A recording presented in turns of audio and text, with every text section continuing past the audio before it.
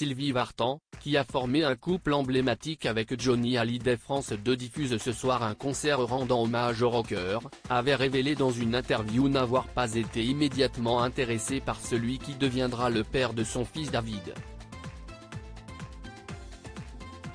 Ce jeudi 27 juillet 2023 à 21h10, France 2 propose aux téléspectateurs de revivre ce concert capté en 2021 à l'Accor Hotel Arena où de nombreux artistes comme Florent Pagny, Calogero ou encore Jennifer ont rendu hommage au regretté Johnny Hallyday.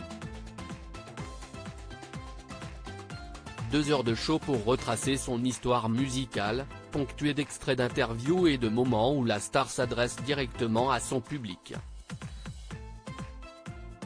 L'occasion alors de revenir sur son histoire d'amour totalement folle et passionnelle avec la grande Sylvie Vartan. Les deux artistes s'étaient rencontrés en 1961 à l'Olympia de Paris, par l'intermédiaire d'Eddie, le frère de la chanteuse. En 2004, cette dernière expliquera au journaliste Patrick Simonin sur TV5 Monde ne pas avoir eu de coup de foudre immédiat pour le rocker, « Mon cœur était ailleurs. Je n'étais pas très intéressé par les gens de mon âge, elle en avait 17 et lui 18, note de la rédaction. J'avais une gravité en moi, une maturité que les filles de mon âge n'avaient certainement pas. La célèbre interprète de Nicolas finira tout de même par tomber sous le charme de l'artiste, qu'elle épousera le 12 avril 1965, avant de donner naissance un an plus tard, le 14 août 1966, à leur unique enfant en commun, David.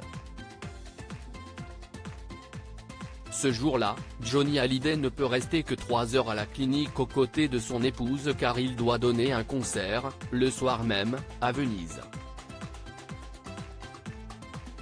On nous disait qu'avoir un enfant mettrait un terme à nos carrières, se souvenait Sylvie Vartan dans le documentaire Sylvie, Johnny, Les Amants Terribles, un hors-série de la collection Un jour, un destin. Au début des années 1980, alors qu'ils sont mariés depuis une quinzaine d'années, ils divorcent. Notre séparation n'est pas quelque chose qui est arrivé par hasard, au bout de 20 ans ensemble. On avait quand même bien essayé.